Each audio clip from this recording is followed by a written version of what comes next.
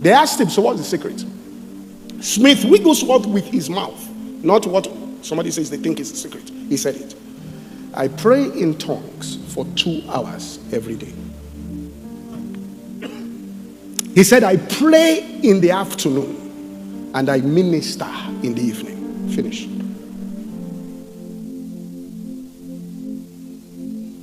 See, if you want to have a series in your church that will be effortless as a pastor and powerful, don't just decide the month of January. That's not prophetic, it's faith. The month of February, spend time what? Praying in the Spirit. And let there be what is called a quickened word to you. You know, Larry Lee said when God taught him on the subject of prayer, and Larry Lee had 16,000 people in the 80s in his church, in a town that had 8,000 people. There were 16,000 people. Twice the number of people in that town were attending his church. All right? In fact, one of the pastors, I think, had the largest church in America, then told when he met with, you see, when you pray in the Spirit, those kind of things happen. So what happened was that he went to meet with Dr. Yonggi Cho in South Korea. And Dr. Yonggi Cho said, there's a man in America I want you to introduce me to. Do you know him? And called the name of the man.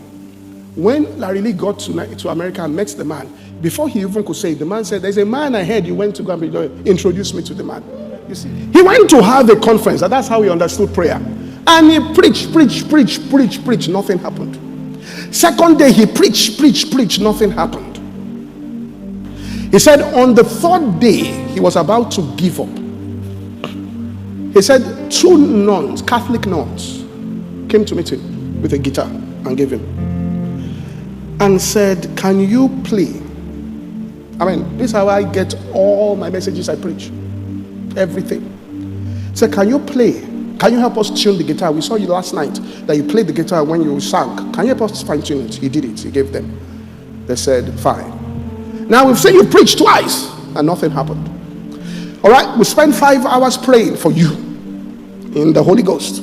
Do you know the story of the 5 loaves and 2 pieces of fish? He said, yes, you know it. He said, tonight, take your text from that place and preach on it. It wasn't that he was preparing weeks for that message. He took the text and preached what he knew. Altar call. He said about 200 people came. He said the next day, he kept his Bible. He went to look for the... He said God taught him. That's what is called the inspired word. Are you following what I'm saying here? That's what is called the fresh word.